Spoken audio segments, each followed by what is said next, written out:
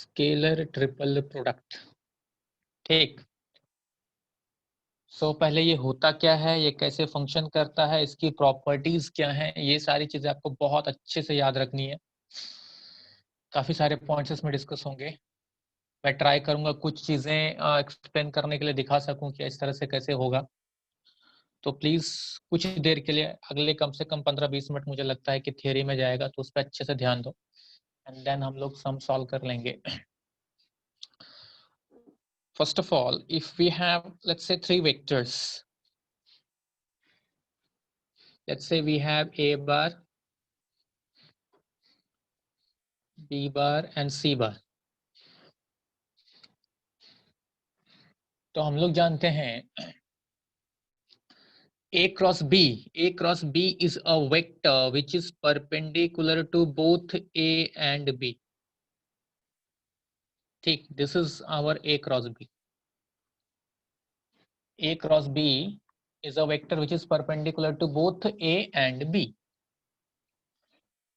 अब हम लोग क्या ले रहे हैं, if suppose angle between vector a and b is theta. तो एक्चुअली एसटीपी जैसे कि नाम है स्केलर ट्रिपल प्रोडक्ट, मतलब यहाँ पे हमारा क्रॉस एंड डॉट दोनों का कॉम्बिनेशन आएगा तीन वेक्टर्स के बीच में। जैसे कि इसको अगर मैं नॉर्मल वे से लिखूं, ये ऐसा हो सकता है a cross b dot c, a cross b dot c, इस तरह से। तो अब एक चीज हम लोग ने पढ़ा था कि अगर हम लोग कभी भी दो वेक्टर्स का डॉट प्रोडक्ट लेते हैं, लाइक a डॉट b, तो वो एक स्केलर क्वांटिटी देता है। a dot b is A B cos theta. हाँ, डायरेक्शन का कोई मतलब नहीं है, डायरेक्शन वहां नहीं आता, तो वो स्केलर क्वांटिटी देता है। तो यहाँ पे भी अगर हम लोग देखेंगे a क्रॉस b एक वेक्टर हो गया a क्रॉस b, और उसका डॉट प्रोडक्ट c के साथ, तो मतलब इन दोनों के बीच में डॉट प्रोडक्ट है, इसका मतलब वापस ये भी एक स्केलर क्वांटिटी है। तो ये वर्क कैसे करेगा, हम लोग ऐसे लिख सकते हैं a cross b dot c will be mod of a cross b mod c and angle between a cross b and c. जब हम लोग a डॉट b लेते हैं तो हम लोग लिखते हैं angle between a and b, but यहाँ पे हमारा दो वेक्टर कौन कौन सा है, पहला वेक्टर है a क्रॉस b, दूसरा है c, तो angle between a cross b and c, let it be phi. तो अगर हम लोग फाई एंगल लेते हैं तो हमारा आंसर ऐसा बनेगा mod of a cross b mod c cos phi. Phi is angle between vector c and a cross b, इन दोनों के बीच का वेक्टर मैंने लिया phi। बट इसको जैसा कि हम लोग देख रहे हैं आगे भी सिंप्लीफाई कर सकते हैं। Now we have mod a cross b, mod a cross b मतलब mod a mod b sin angle between a and b, that is theta, मैंने पहले लिया था, तो यहाँ आएगा sin theta mod c cos phi. So finally we have mod a mod b mod c sin theta cos phi. This is the actual value of a cross b dot c. ये आपको ध्यान देना है। Sir वो phi कौन से दो के बीच में है? Angle between a cross b and c। मैंने वापस देखो, जब कंसेप्ट अगर पता रहेगा पहले से तो फिर इस तरह के डाउट्स नहीं आएंगे। पॉइंट को समझो, ये डॉट प्रोडक्ट इन दोनों वेक्टर्स के बीच में है, इन दोनों के बीच का डॉट प्रोडक्ट है, तो इन दोनों के बीच का एंगल ही फाई होगा, तभी तो ये फॉर्मूला बनेगा। ए डॉट बी कैसे फाइंड करता है, कॉस थीटा। हाँ, तो ये थीटा का क्या है, उसका एंगल है ए बी के बीच में, समझा मैं। ए बी के बीच का एंगल है। जब वो दो वेक्टर ए और बी हैं तो ए बी के बीच का अगर एंगल थीटा है तो कॉस थीटा आया। तो सिंपल सी बात है, यहाँ पे वो दो वेक्टर कौन कौन से थे, एक थे ए क्रॉस बी और दूसरा है सी, तो फाई किसका एंगल हुआ, ए क्रॉस बी और सी के बीच का एंगल। ये है तेरा ए क्रॉस बी और ये है तेरा सी, इन दोनों के बीच का एंगल अगर फाई है, then the formula is mod of A cross B mod C into cos phi. लेकिन ये मॉड ए क्रॉस बी वापस सिंप्लीफाई हो सकता था, इसलिए मैंने इसको सिंप्लीफाई किया। तो mod A mod B, A cross B हमने लास्ट टू लास्ट लेक्चर में ही देखा हुआ है। साइन थीटा इसकी वैल्यू आई, mod A mod B sine theta, C cos phi अलग से था, यानी आंसर फाइनल क्या आ रहा है, mod A mod B mod C sine theta cos phi, the value of A cross B dot C. ठीक, ये एक्चुअल वैल्यू आया। अब इसके बाद हमें इसकी प्रॉपर्टीज को समझना है धीरे धीरे इसके बेसिस पे। नहीं मिश्रा जी 590 यहाँ पे कहाँ से मालूम पड़ा, सी कहाँ है ये अभी तक डिफाइन नहीं हुआ ना। ए क्रॉस बी क्या है, आप अगर 590 बोलोगे वो हो सकता है, मैं आगे उसमें कंडीशन में आ रहा हूँ, कंडीशन आगे बताऊंगा, लेकिन फिलहाल नहीं है। हमने ए बी सी 3 वेक्टर्स दिखाए हैं, वो कहाँ है कैसे हैं क्या है मैंने अभी कुछ नहीं बोला है। तो इसके बेसिस पे अगर ए बी सी अलग अलग 3 वेक्टर्स हैं तो ए क्रॉस बी और vector which is perpendicular to A and B, ये तो क्लियर हुआ, लेकिन सी भी अगर उसके साथ होता तो 590 होता, लेकिन अगर उसके साथ है या नहीं है वो अभी क्लियर नहीं है। तो ये हम लोग आगे देखेंगे, मैं उस पॉइंट पे आ रहा हूँ, मैं उस पॉइंट पे आता हूँ। सर इसमें स्केलर ट्रिपल है इसलिए उसमें डॉट ही आएगा क्या बीच में? हाँ और वो बाद में जो ब्रैकेट में है वो क्रॉस में वो डॉट भी हो सकता है और क्रॉस भी हो सकता है। हाँ, वो आगे मैं बता रहा हूँ, रुकना, ये मैं एक जनरल एसटीपी बताया, ये जनरली क्या होता है, आगे इसके पीछे क्या प्रॉपर्टीज हैं वो देख, आगे आएगा वो तेरा टर्म आएगा। अब फर्स्ट कंडीशन क्या होता है, फर्स्ट कंडीशन इज कि if suppose any two vector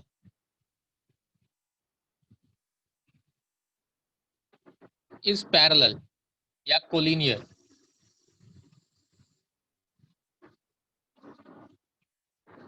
तीन वेक्टर हमारे पास हैं, तीन वेक्टर हमारे पास है, मैं बोल रहा हूं कोई भी दो वेक्टर अगर कोलिनियर है,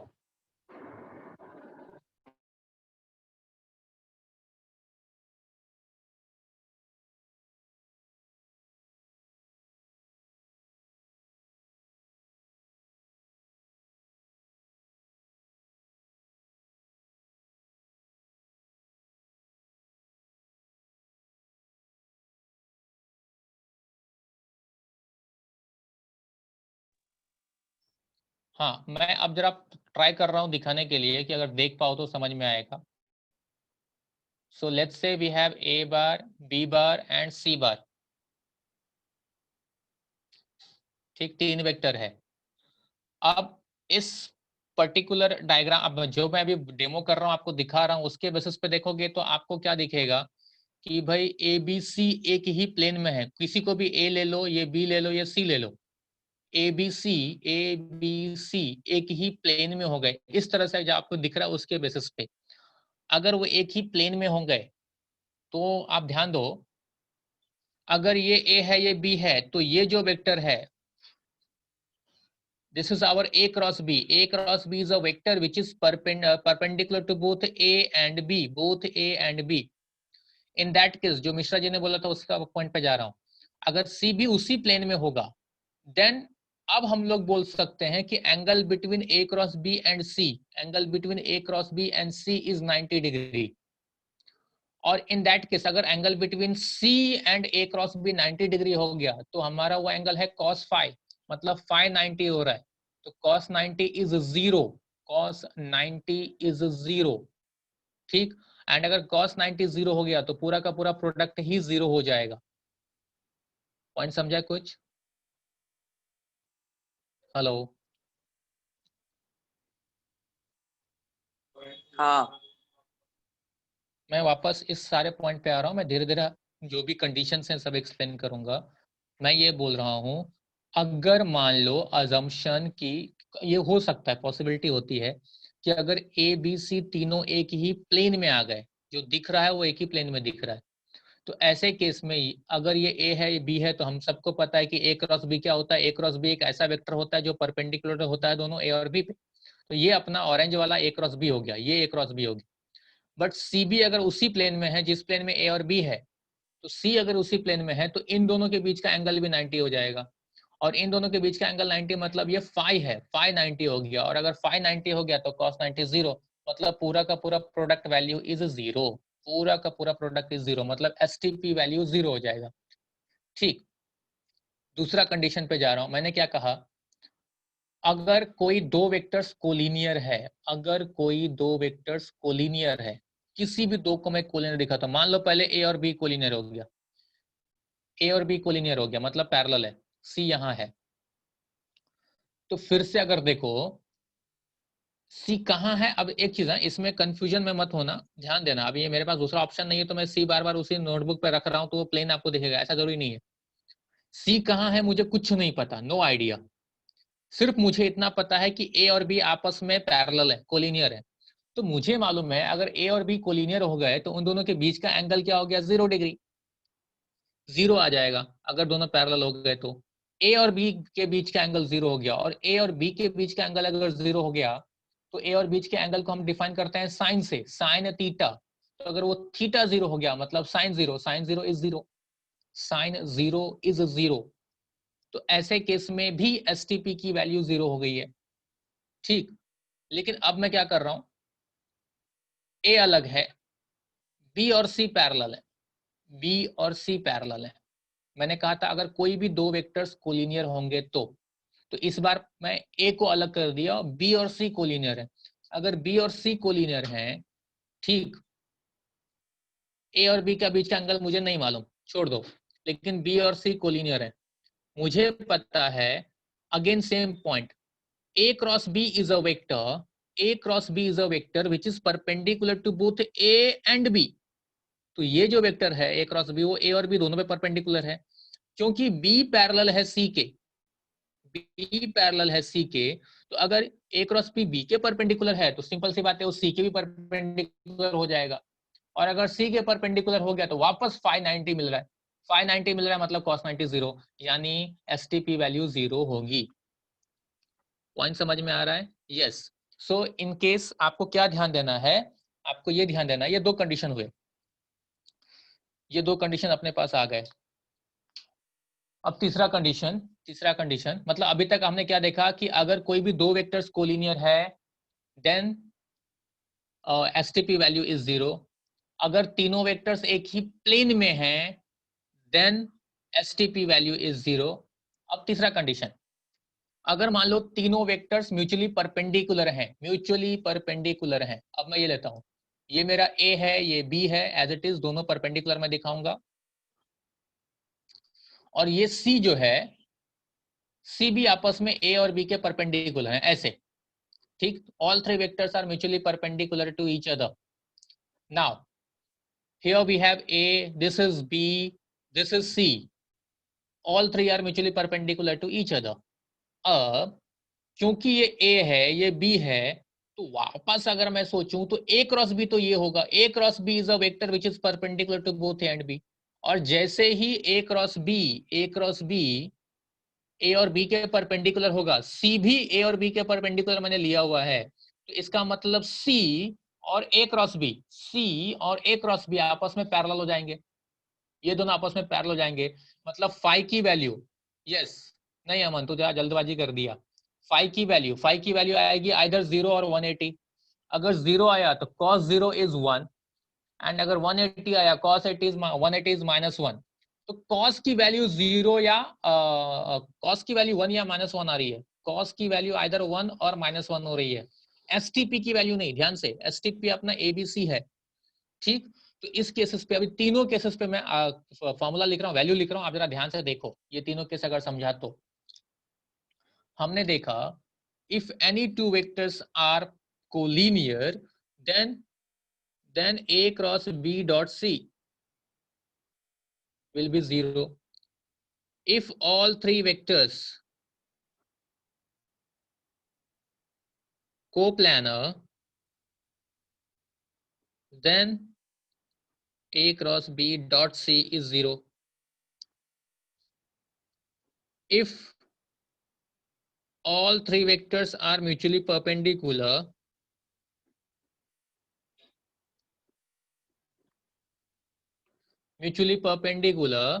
तो ध्यान दो, म्यूचुअली परपेंडिकुलर हुआ तो साइन 90 आएगा, साइन 90 मतलब ये तो 1 हो गया, ठीक।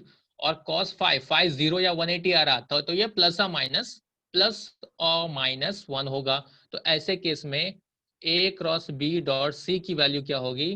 दैट विल बी प्लस और minus a b c, plus और माइनस ए बी सी। हाँ, लेकिन अगर ए बी सी आपके यूनिट वेक्टर्स होते तो ये प्लस और माइनस 1 होता। बात समझ में आ रही है? हेलो? सर हाँ, तो ये चीज आपको ध्यान देनी है। अब देखो,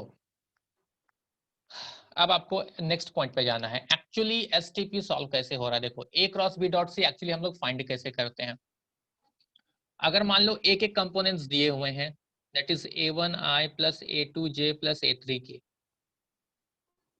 a1i plus a2j plus a3 के, b bar is b1i plus b2j plus b3 के,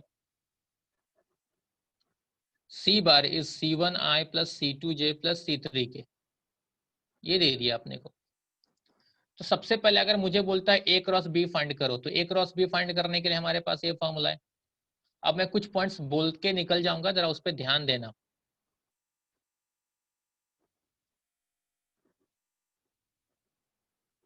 a क्रॉस b तो ऐसे फाइंड करूंगा, ठीक है।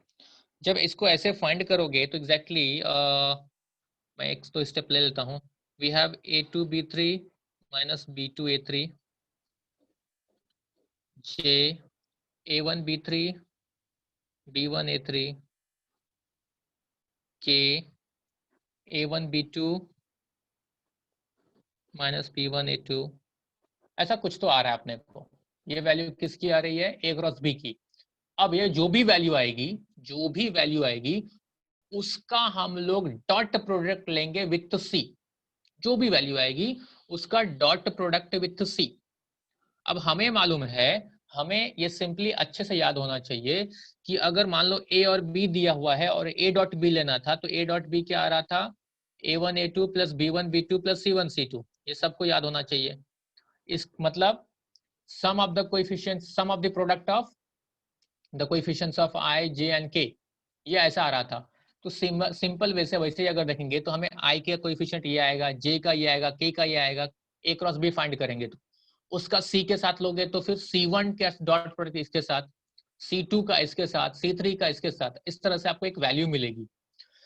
तो उस वैल्यू को अगर ध्यान दिया जाए, ठीक है, ये सब अभी सिर्फ एक्सप्लेन करने के लिए बता रहा हूँ कि आपको समझ में आए, अदरवाइज यूजफुल नहीं है। अगर उसको ध्यान दिया जाए तो एक्चुअल में a cross b dot c को जो सॉल्व करेंगे वो सॉल्व करते हैं डिटर्मिनेंट ऑफ ऐसे a1 a2 a3 b1 b2 b3 c1 c2 c3। ये है एक्चुअल सॉल्व करने का मेथड, एकदम इजी वाला डिटर्मिनेंट यूज करना जो सबको बहुत अच्छे से आता है।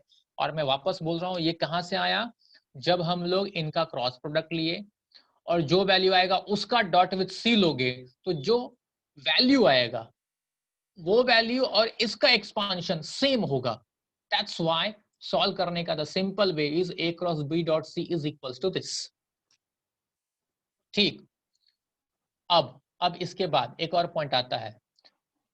उसी तरह से आप अगर किसी को, अगर मान लो कुछ लोग हैं जिनको चेक करने का मन करते रहता है, अगर उसी तरह से इसको चेक करोगे then also you will get same value जो इसके साथ मिला था। अब यहां ध्यान दो कितनी अच्छी चीज हुई। हम लोग a cross b dot C solve कर रहे थे, जब आप a dot b cross C solve करोगे तो भी आपको वही वैल्यू मिलेगी जो इसमें मिलेगी। और इस स्पेशल प्रॉपर्टी के वजह से, ये जो एक स्पेशल चीज है इसके साथ, इसके वजह से इसको लिखने का तरीका ये है,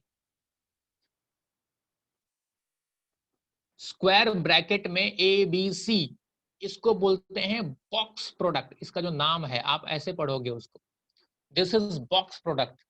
ओके, सो इसका मीनिंग क्या होगा? अगर आपको बॉक्स प्रोडक्ट लिख के दिया है तो आइदर आप डायरेक्टली इसको जब ओपन करना है तो आप लिख सकते हो a dot B cross C, या आपको लिखना है तो लिख सकते हो a cross b dot C. The meaning will be same, the answer will be same. ठीक, तो इसलिए ये चीज याद रखो कि इसको बोलते हैं box product. One more thing, अगर आप देखोगे साइक्लिक फॉर्म में, if we have a b and c, so you will see that cyclic form में box product of ABC will be same as BCA will be same as CAB। तो आप लोग अगर cyclic form में इसको change करोगे तो value will be same, ABC is equals to BCA is equals to CAB। अब इसके बेसिस पे एक और नई चीज समझ में आती है क्या, कि अगर आपको ABC दे दिया मान के चलो,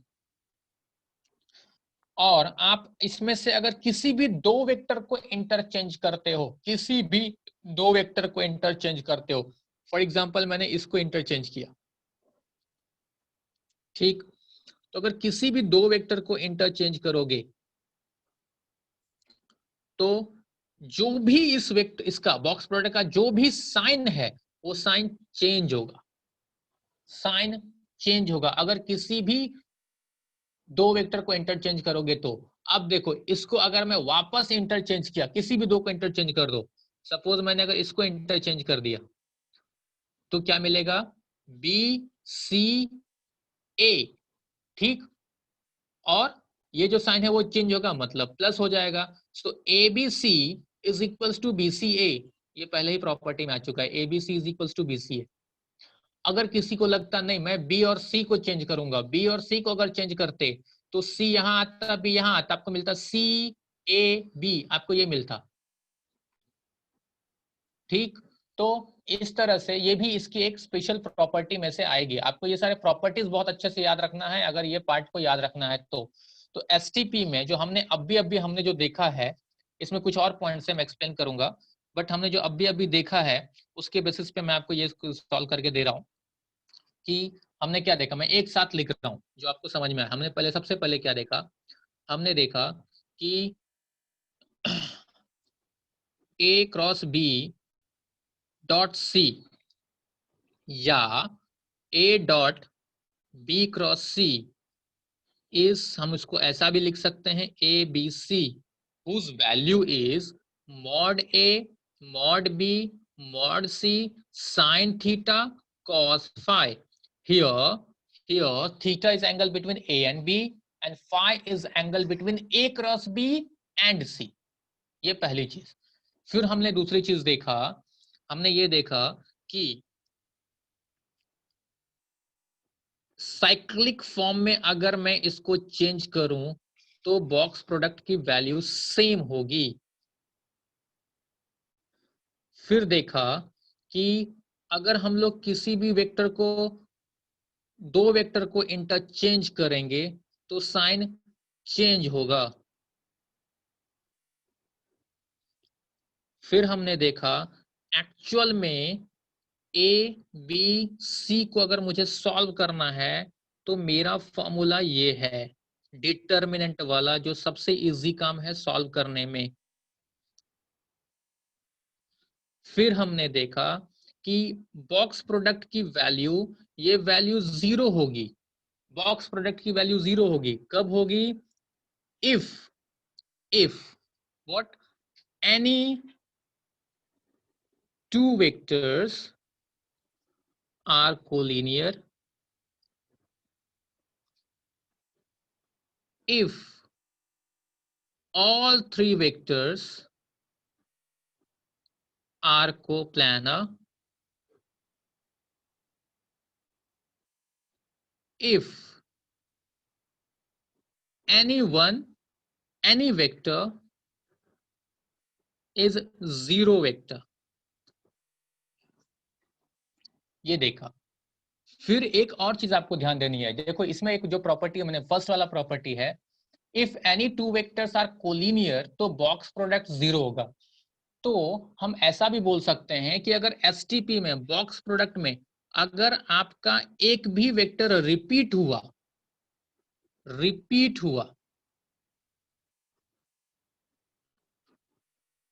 एक भी वेक्टर रिपीट हुआ इस तरह से, AAB आ गया, ABB आ गया, ACC आ गया, या CBC, मतलब कुछ भी, अगर कोई भी एक वेक्टर रिपीट हो रहा है, हम लोग जानते हैं कि each and every vector is parallel to itself.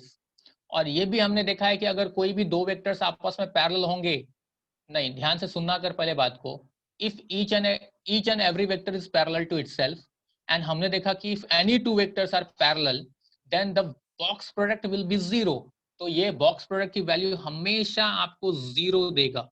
अगर बॉक्स प्रोडक्ट में कोई भी एक वेक्टर रिपीट हो गया तो बॉक्स प्रोडक्ट की वैल्यू जीरो होगा, ये चीज आपको ध्यान देना है। फिर हमने देखा if A B C are mutually perpendicular vectors, then box product of ABC is equals to plus or minus ABC। हाँ, अगर म्यूचुअली परपेंडिकुलर यूनिट वेक्टर हो गए, ये भी एक लिख सकते हैं, if A B C are mutually perpendicular unit vector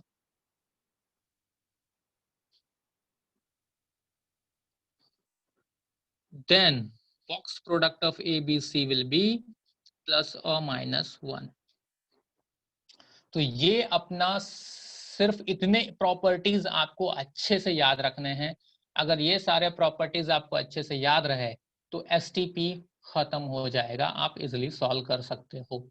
अब इसके बेसिस पे मुझे आपको याद दिलाना है, हम लोग जब फर्स्ट एक्सरसाइज पढ़ रहे थे तो फर्स्ट एक्सरसाइज में हमने पढ़ा था क्या, to prove three vectors are coplanar.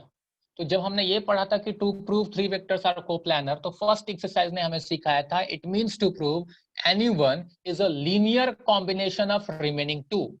Any one vector is a linear combination of remaining two vectors, ये हमें दिखाया गया था और उससे हम लोग ने प्रूव किया था वेक्टर्स आर कोप्लानर। अब यहाँ पे नहीं, वो नहीं हो सकते। अब यहाँ पे हमें अगर क्वेश्चन आता है prove that three vectors are coplanar, तो हमें दिखाना पड़ेगा vectors are coplanar, it means box product is zero, हमें ये दिखाना है box product is equals to zero, ये हमारा प्रॉपर्टी में आता है। और बॉक्स प्रोडक्ट सॉल्व करना मतलब सिंपल वे से डिटर्मिनेंट ले लो, that determinant value is zero. अगर ये जीरो हो गया इसका मतलब आपका जो वेक्टर्स है वो कोप्लानर है, ये पहली चीज। ये वहां से, इसलिए मैंने उस समय बार बार बोला था कि कोप्लानर प्रूव करने के लिए सबसे इजी वाला फॉर्मूला बाद में आएगा, बट लीनियर कॉम्बिनेशन से अगर सॉल्व करना पड़ा तो हमें फर्स्ट एक्सरसाइज में जाना पड़ेगा। ठीक है, अब इसके बेसिस पे आपको अगर ध्यान दोगे तो और दो फॉर्मूले आएंगे जिसको एज अ थ्योरम भी मुझे प्रूव करना है। वो अब भी प्रूव करेंगे या नेक्स्ट लेक्चर में, वो मैं देखता हूँ टाइम कितना है। आपको क्वेश्चन आएंगे, if A bar B bar C bar are the co-terminus edges of parallelepiped, then its volume of parallelepiped, ये एक थ्योरम है जिसको हम लोग प्रूव करने वाले हैं। That will B volume of parallelepiped, formula is ABC। Okay, अगर उसी तरह से अगर यहाँ पे हमें दे दिया गया कि पैलोपाइप्ड में कोटर्मिनस जो एजेस था, जो वेक्टर्स था ABC दिया, तो हम लोग वॉल्यूम लिखेंगे ABC। लेकिन कभी कभी वर्टेक्स देता है ABCD, तो इन that case that is it will be ABACAD। मैं वापस बोल रहा हूँ, अभी मैं सिर्फ फॉर्मूला दे रहा हूँ, हम लोग थोड़ी देर के बाद आज या नेक्स्ट लेक्चर में इसको प्रूव करेंगे। अगर आपको सिंपली तीन वेक्टर्स दे दिया, ABC दिया, ए box product of ABC, PQR दिया बॉक्स प्रोडक्ट ऑफ PQR, कुछ भी दे, अगर तीन वेक्टर्स दे दिया then the volume is box product of ABC like this। and अगर vertices दे दिया, points आपको दे दिया, then its volume will be box product of AB AC AD। similarly volume of tetrahedron का फॉर्मूला आएगा, ये भी हम प्रूव करेंगे। volume of tetrahedron, तो volume of tetrahedron is 1/6 box product of ABC, या ऐसा भी बोल सकते हैं 1/6 AB AC AD। चार पॉइंट्स दिए हैं तो वो ध्यान देना पड़ेगा, या PQRS दिया तो PQ PR PS।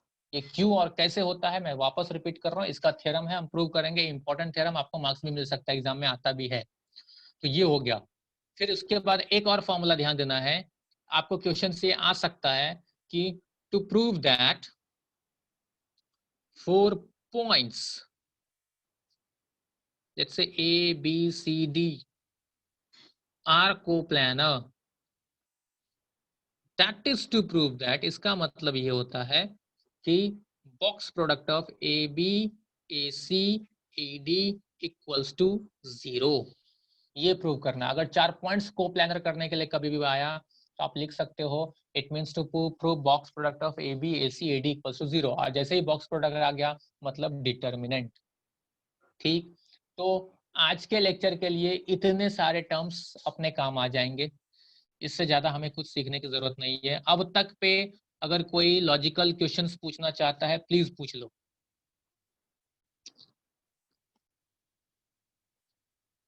सर वही स्केलर प्रोडक्ट क्यों नहीं ले सकते 3 बार डॉट डॉट डॉट?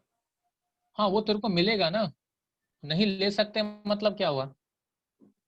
नहीं नहीं, कुछ नहीं कुछ नहीं।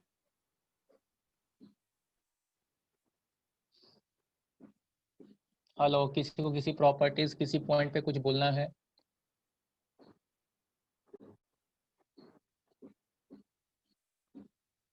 सर अगर ऐसा 3 वेक्टर दे दिया तो उसके बीच का एंगल फाइंड कर सकते हैं क्या? डिपेंड्स क्या डेटा दिया है उसके बेसिस पे ना। तुझे साइन थीटा या कॉस फाई अगर निकालना है तो डिपेंड करता है वो डेटा क्या दिया है उसके बेसिस पे, तो क्यों नहीं फाइंड कर सकता? नहीं मतलब सिर्फ 3 वेक्टर ही दे दिया है, 3 वेक्टर। हाँ जैसे क्या I + 2J + 3K हाँ और ऐसे ही। समझा, तुझे क्या फाइंड करना है? सर उन तीनों के बीच का एंगल ऐसे ट्रिपल प्रोडक्ट में। तीनों के बीच का एंगल कैसे आएगा, ये समझ में आ रहा है? दो दो तीनों के सॉरी। बीच का, हाँ तीनों सर के बीच का एंगल कोई भी देख, डिपेंड करता है तुझे किस तरह से फाइंड करना है। तो मैं वापस बोलता हूँ, कोई भी वैल्यू जब फाइंड करना होता है किसी भी सम में, फॉरगेट अबाउट वेक्टर, कोई भी सम ले ले, जब वैल्यू फाइंड करना होता है तो डिपेंड करता है कि उसके लिए कितने डेटा की रिक्वायरमेंट है।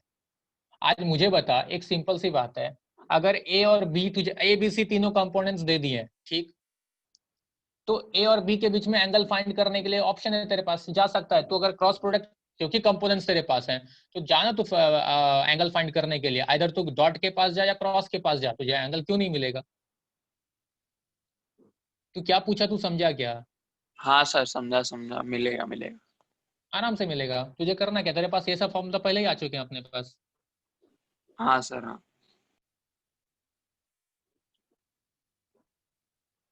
और कोई है कुछ बोलना है या हम लोग क्वेश्चन सॉल्व करें? लेकिन ये सारी चीजें आप अपने पास रख लो। मैंने एक चीज ध्यान दिया था, अपने टेक्स्ट बुक में भी प्रॉपर्टीज या पॉइंट्स अच्छे से नहीं दिए हैं, उड़ते उड़ते सारे इंफॉर्मेशन देके निकल गए हैं वो लोग। तो ये प्रॉपर्टीज आपके लिए काफी काम के हैं, ध्यान देना। मैंने यहाँ पे 8 प्रॉपर्टी अपने हिसाब से लिखा है और पीछे 2 फॉर्मूला दिए हैं। और अच्छा, कल जो मैंने होमवर्क के करके मैंने क्वेश्चंस भेजा था, किसने सॉल्व किया डॉट प्रोडक्ट के? हेलो, अब मेरी आवाज नहीं आई होगी बराबर ना? सर वो टिक वाले करने दे क्या? क्या हुआ?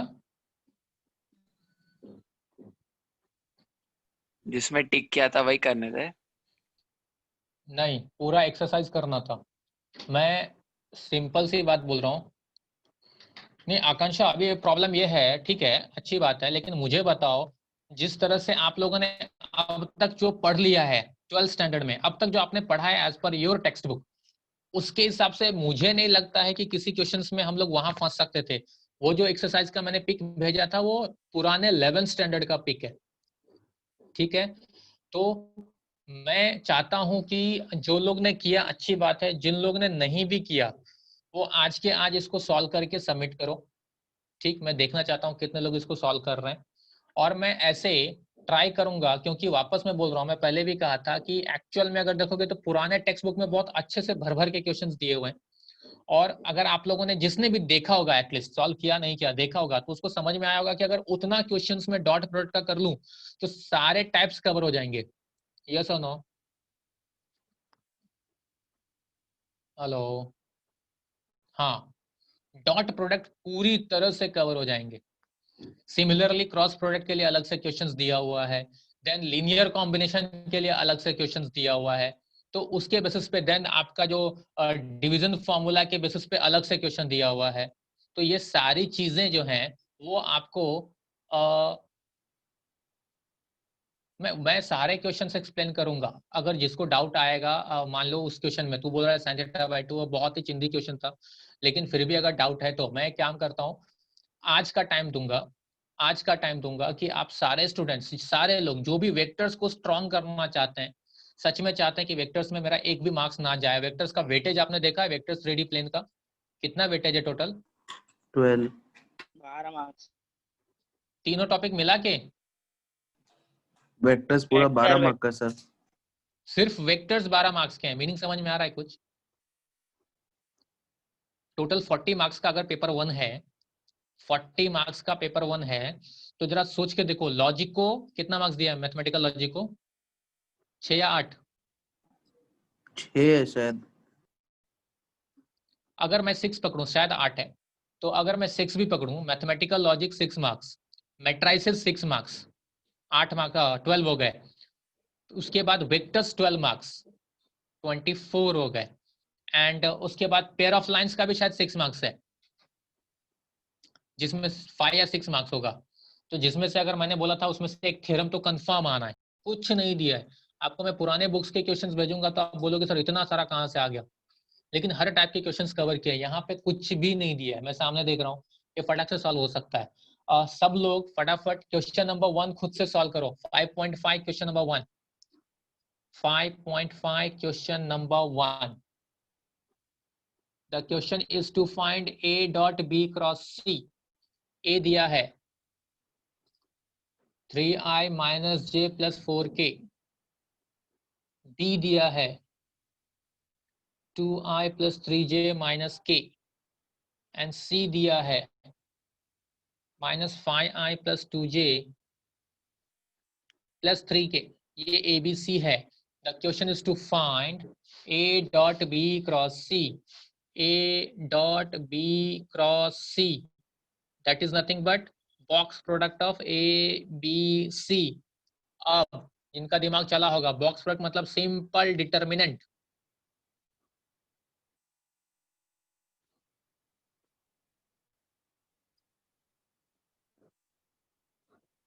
इसको सॉल्व कर लो, जो आंसर आया वही आपका फाइनल आंसर है।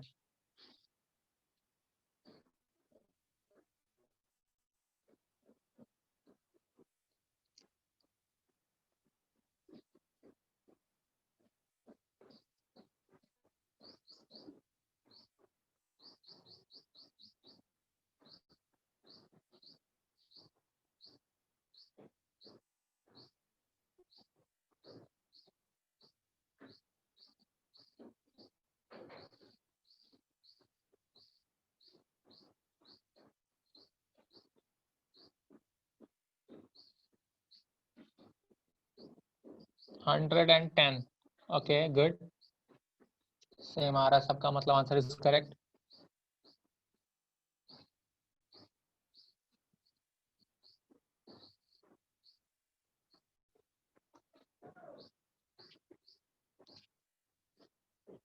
Good, then if you will see जिनका सबका हो गया, अगर सब लोग क्वेश्चन नंबर 2 देख रहे हैं, question number 2, the question is if the vectors are, 3 vectors दिया हुआ है, are coterminous edges of the parallel pipe, then find its volume.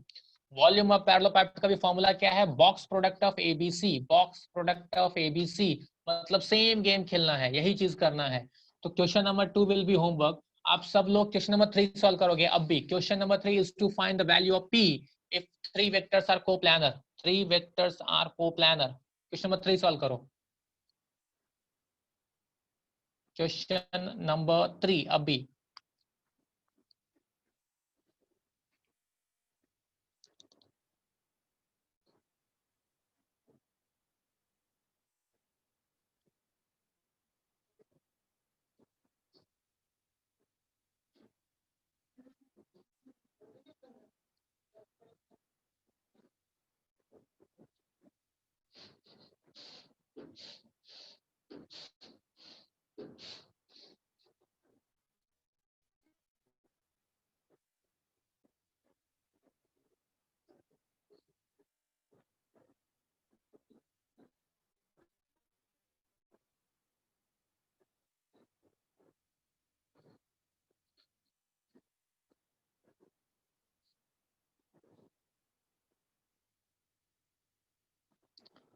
P is 2.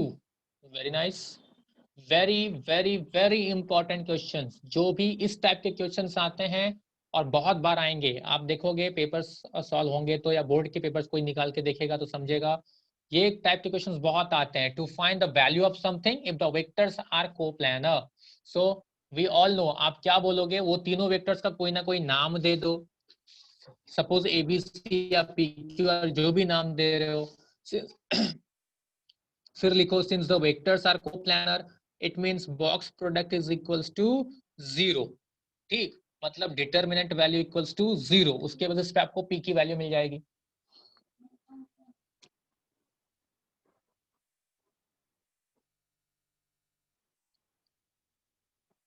ठीक, ओके, ये सबको हो गया। उसके बाद देखो क्वेश्चन नंबर 4 में थोड़ा होल्ड कर रहा हूँ, उसको इजिली सॉल्व, बट उसमें 2 मेथड्स हैं, मैं बाद में बताता हूँ आपको। मैं पहले जो कम टाइम वाले फटाफट सॉल्व हो रहे हैं मैं उनको लेता हूँ। क्वेश्चन नंबर 5 ले रहा हूँ मैं। क्वेश्चन नंबर 5 देखो, क्वेश्चन नंबर 5 के बारे में कोई कुछ बोल सकता है? क्वेश्चन नंबर 5 दिया है C is 3A minus 2B, then prove that box product ABC is 0। कोई बोल सकता है C के इस क्वेश्चन के बारे में? दिया है C is 3A minus 2B and then to prove box product ABC is 0। Anyone please?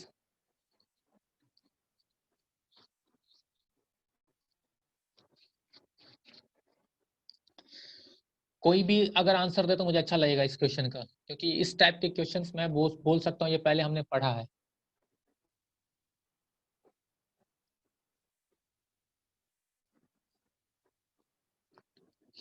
Hello,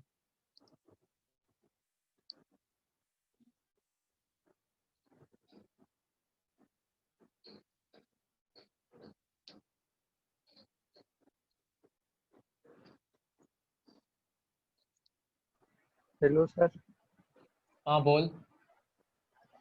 sir a box product equal to A bar dot B bar into C bar है, तो उसको equal to लेंगे और सी substitute कर देंगे। ठीक है, चलेगा, एक चीज तूने बोला। और कोई कुछ? ठीक है।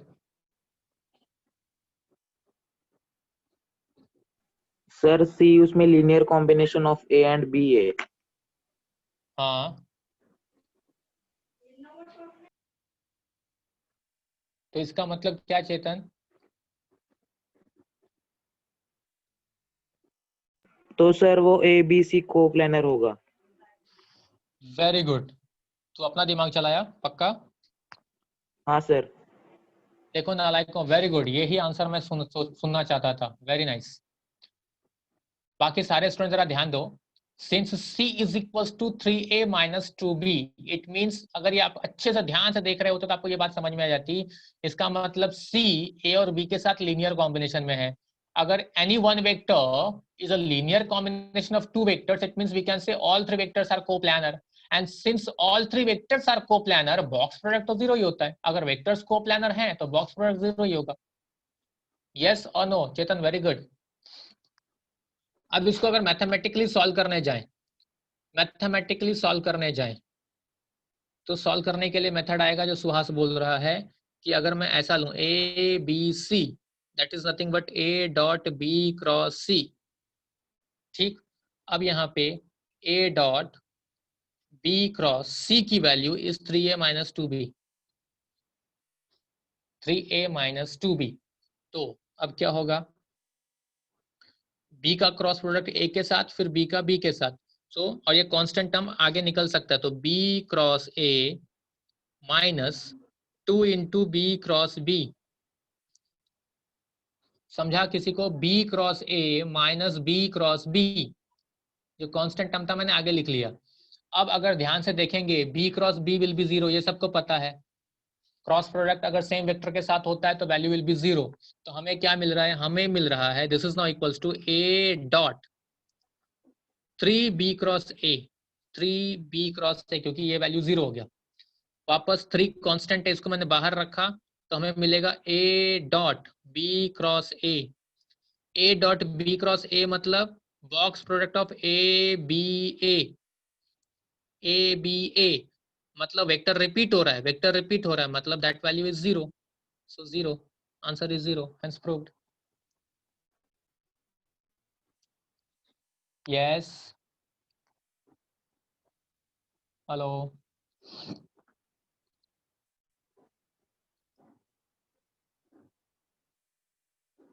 हाँ ठीक है, ये फिफ्थ था। उसके बाद अगर आप सिक्स्थ देखोगे, sixth question is very very very important, जितनी बार इंपॉर्टेंट लिखना है लिख दो, ठीक। क्वेश्चन नंबर 6, आपको u दिया है, v दिया है, u नहीं, एक क्वेश्चन को थोड़ा सा रिप्रेजेंट अलग किया है, तो u r w दिया है, चलो ठीक है, u दिया है, r दिया है, w दिया है, u v w ना देखे u r w नाम चेंज किया उसने। आंसर क्या फाइंड करना, देखो आंसर फाइंड करना है, हमें फाइंड करना है u plus w dot w cross r cross r cross w, ये फाइंड करना। अब अगर आप में से कोई भी देख पा रहा है, अच्छे से समझ पा रहा है, if suppose this is A, आपके सिर्फ समझाने के लिए, this is B and this is C, तो आपको क्या बोल रहा है, A dot B cross C बोल रहा है, मतलब आपको बोल रहा है box product of A B C, वही काम बोल रहा है। लेकिन यहाँ पे थोड़ा सा लेंदी हो जाएगा, लेंदी क्यों होगा, सबसे पहले आप फाइंड करोगे u plus W, u plus W दोनों को ऐड करोगे, फिर आप सेपरेटली फाइंड करोगे w cross r, W cross R, इन दोनों का क्रॉस प्रोडक्ट लोगे, फिर आप फाइंड करोगे R क्रॉस W, उल्टा, मतलब साइन सिर्फ चेंज होगा, वैल्यू तो सेम आएगा, W क्रॉस R या R क्रॉस W सेम आएगा। क्वेश्चन में कुछ गड़बड़ तो नहीं करके दिया है ना इन लोगों ने, यहाँ कहीं यू आना चाहिए था शायद, पता नहीं, जो भी है, अगर इतना ये दिया है तो इसके बेसिस पे, क्या बोल रहा है साहिल, इसके बेसिस पे हमको सॉल्व करना पड़ेगा जो भी क्वेश्चंस दिया है, अदरवाइज इसको मॉडिफाई होना चाहिए था। सर क्या बोला मैं, वो U क्रॉस R और R क्रॉस W। यहाँ यू आएगा, किसने बोला,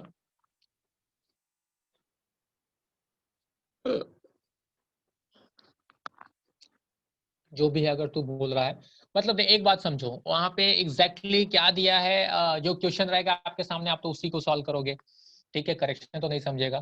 तो सबसे पहले वो तो आंसर निकालने के बाद फिर कहीं से कुछ मालूम पड़ा तो समझेगा कि क्या हो रहा है।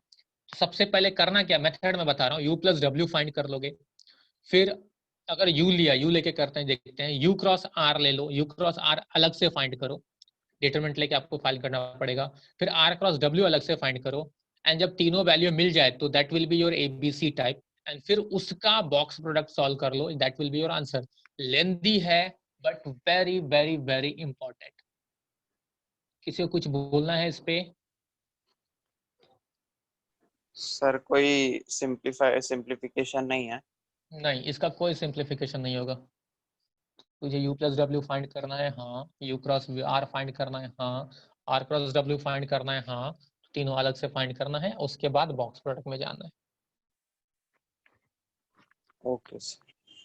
हाँ, उसके बाद क्वेश्चन नंबर अगर हम लोग 7 देख रहे हैं, 7 हाँ, इसमें क्या बोला देखो, द वॉल्यूम ऑफ टेट्राहेड्रन, यहाँ पे देखो ए बी सी डी आपको दिया हुआ है, ए बी सी डी, और वॉल्यूम ऑफ टेट्राहेड्रन पूछा, मतलब सिंपल सी बात है, वॉल्यूम ऑफ टेट्राहेड्रन आप क्या बोलोगे, फॉर्मूला मैंने दिया था, वॉल्यूम ऑफ टेट्राहेड्रन, क्योंकि वर्टाइसिस दिया है, is 1/6 A B A C A D, box product of A B A C A D, मतलब सबसे पहले आप, क्योंकि 4 पॉइंट्स है ए बी सी डी, पहले ए बी फाइंड करो, ए सी फाइंड करो, ए डी फाइंड करो, और सब फाइंड करने के बाद फिर उसका आप बॉक्स प्रोडक्ट ले लो, that will be your answer, इसलिए मिल जाता है।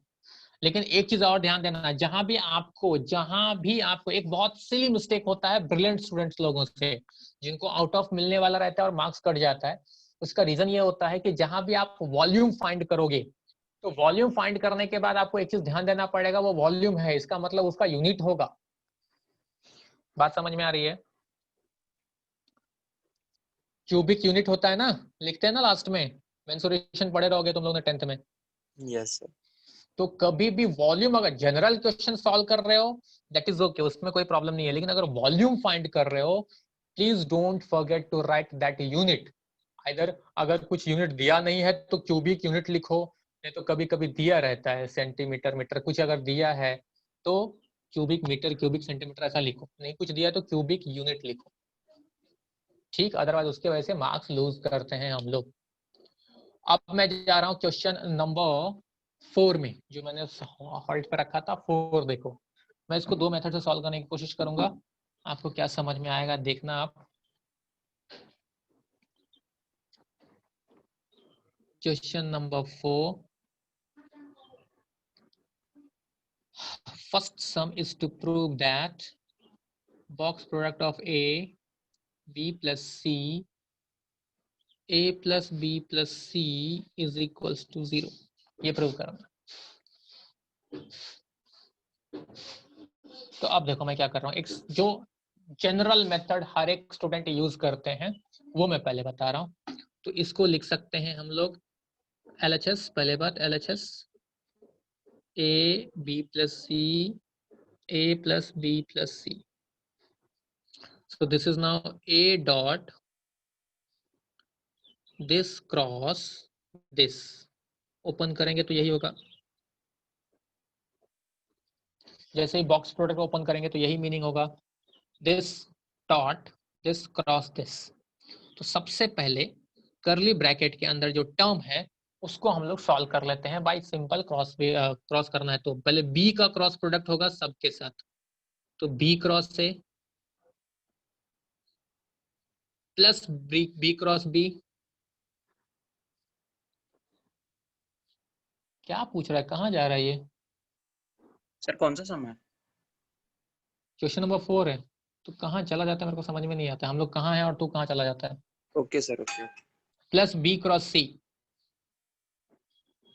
तो पहले बी का क्रॉस प्रोडक्ट बी के साथ, ए का B B B C, then C का तीनों के साथ, अब सी का तीनों के साथ, तो सी का तीनों के साथ करेंगे तो C cross A plus C cross B plus C cross C,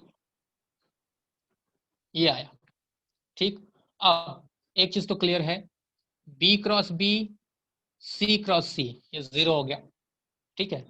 तो अब क्या बच रहा है हमें, आप लोग अगर समझ जाओगे तो स्टेप कई बार स्किप भी हो सकता है, मतलब यहाँ मैं स्किप नहीं कर रहा हूँ, तो हमें मिलेगा A dot B cross A plus B cross C plus C cross A plus C cross B, ये मिला। अब इसका मतलब A dot B cross A plus A dot B cross C plus A dot C cross A plus A dot C cross B, A का dot product सबके साथ, 4 terms थे। तो अब अगर मैं फर्स्ट को देखूं A dot B cross A, that is nothing but box product of A B A, this is box product of A B C, next is box product of ACA and then is box product of ACB।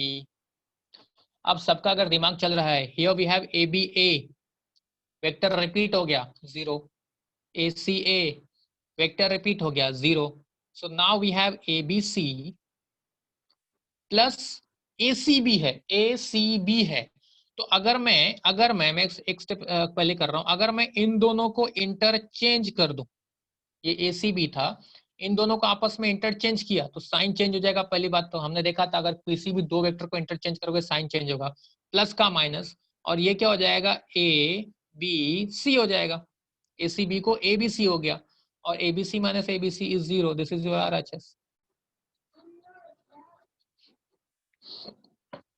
Hello, Yes. तो लेकिन एक चीज आप समझ रहे हो, इससे थोड़ा सा लेंदी, इसी मेथड से सॉल्व करेंगे तो इससे थोड़ा सा लेंदी और कॉम्प्लिकेटेड हमें उसका सेकंड सम दिखने वाला है। आप एक बात समझो, क्योंकि हर बार ABC ABC दिख रहा है, अगर किसी ने थोड़ा सा भी कंसंट्रेशन लूज किया और कहीं भी एक लेटर भी या एक साइन भी इधर से उधर हो गया, मतलब सम खत्म हो जाएगा, आप सॉल्व नहीं कर पाओगे। राइट?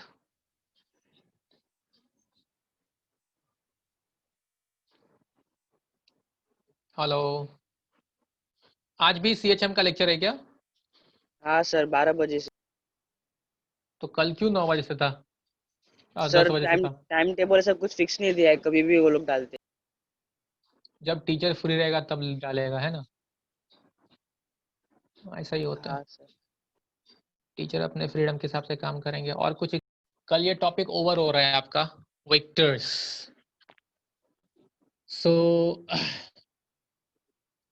अब आपकी प्रैक्टिस आपको बचाएगी a + 2b - c, a - b cross a - b - c. The question is to prove this is equals to, this value is equals to 3a - b - c. मेरे को डाउट लग रहा है, सब में कुछ तो गड़बड़ किया है। देखते हैं, सॉल्व करते हैं क्या आता है, ठीक है?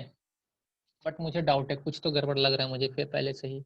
सबसे पहले ये ब्रैकेट को सॉल्व करते हैं।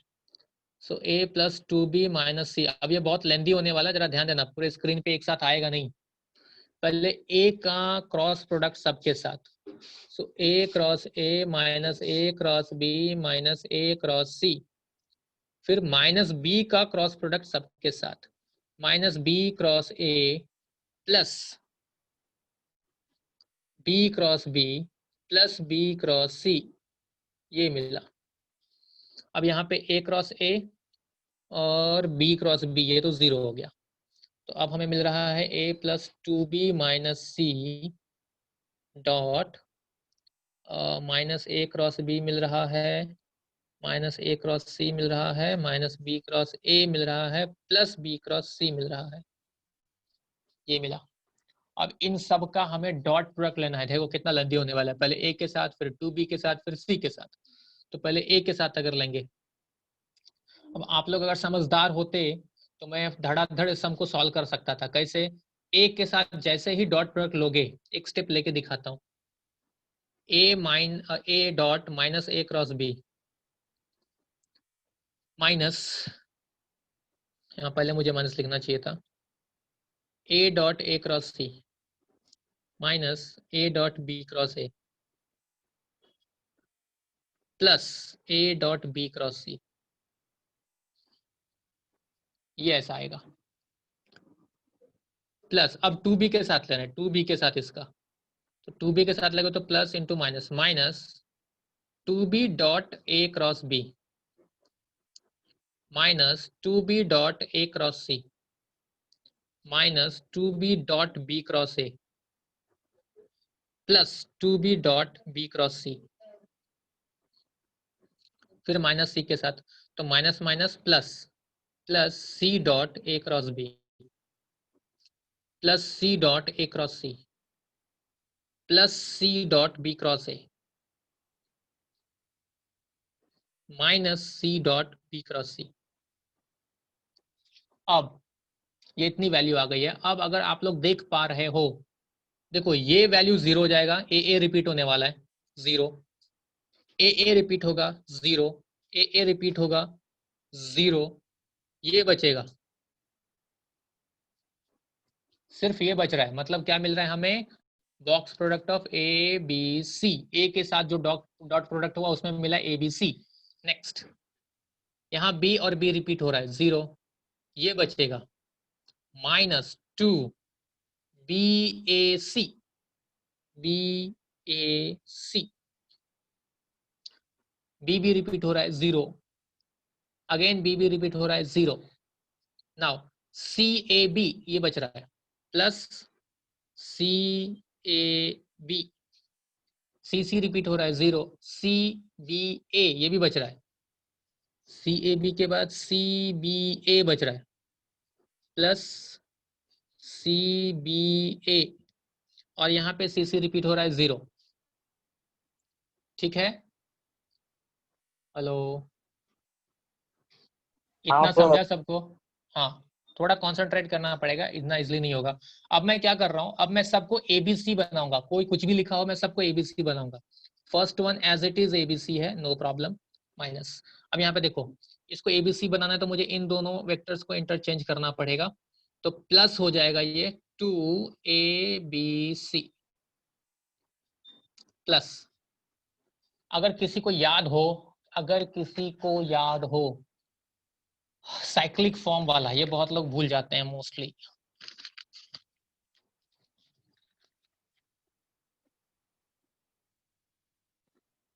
ये साइक्लिक फॉर्म वाला कौन सा था प्रॉपर्टी? ये था ABC is equals to BCA equals to CAB। ABC is equals to BCA is equals to CAB। तो ये CAB को आप डायरेक्टली चाहिए तो ABC लिख सकते हो, नहीं अगर किसी को प्रॉब्लम हो रहा है, नहीं याद रह रहा है, तो हम लोग दो दो वेक्टर्स को इंटरचेंज करेंगे। सबसे पहले मैं इन दोनों को इंटरचेंज कर रहा हूँ, एक स्टेप मेरा बढ़ जाएगा, तो माइनस ACB और यहाँ पे भी माइनस BCA। ठीक, अब ABC प्लस 2ABC, इसमें कोई प्रॉब्लम नहीं है, 3ABC। और यहाँ पे देखो, अब वापस मैं दो वेक्टर को इंटरचेंज कर रहा हूँ, इन दोनों को, तो मिलेगा प्लस ABC। और इन दोनों को भी इंटरचेंज करूंगा तो ये C और B बराबर था, मैंने गड़बड़ किया क्या? हाँ सर। हाँ बेकार में, वो ठीक ही था, चेंज करके मुझे A और C को इंटरचेंज करना चाहिए था। ठीक है ना, यहाँ से मेरा स्टेप बढ़ रहा है। इससे बेटर क्या था, A और C को इंटरचेंज करते हैं हम लोग, तो माइनस ABC मिल जाता है एक ही बार में, माइनस ABC। ध्यान से देखो, A और C को इंटरचेंज करूंगा तो A यहाँ आएगा, C यहाँ जाएगा, तो ABC और माइनस हो जाएगा, तो माइनस ABC। तो ये प्लस ABC माइनस ABC, इसको कैंसिल कर सकते हैं।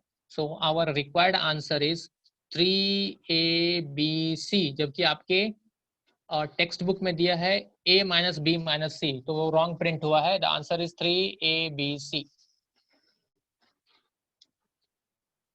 ठीक है, किसी को कुछ बोलना है?